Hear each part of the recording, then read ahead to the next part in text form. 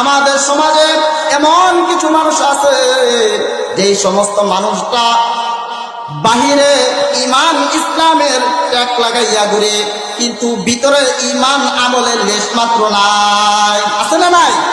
আছে। আলহামদুলিল্লাহ, আলহামদুলিল্লাহ।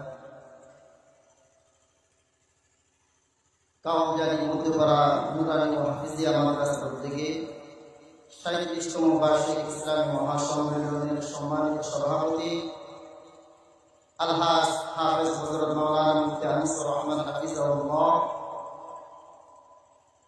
আজকের মাহফিলের প্রধান আলোচক হযরত মাওলানা মাহমুদুল হাসান ফিরদৌসী কুয়াকাটা সাহেব, মাহফিলের দ্বিতীয় মেহমান হাফেজ কারি মাওলানা আব্দুল মালিক দলেশ্বরী সাহেব, তৃতীয় মেহমান হিসাবে আমি গুনাহগার আপনাদের সঙ্গে উপস্থিত হয়েছি।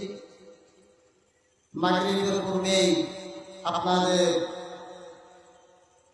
সমাজের নেতা ইমাম ও খতিব হাফেজ মাওলানা মোহাম্মদ ওমর ফারুক আক্কাসী সাহেব, মাহফিলের আজকের মাহফিলের অতিথিবৃন্দ, আমার সামনে উপস্থিত দূর দূরান্ত থেকে আগত বাবার বয়সী, চাচার বয়সী, দাদা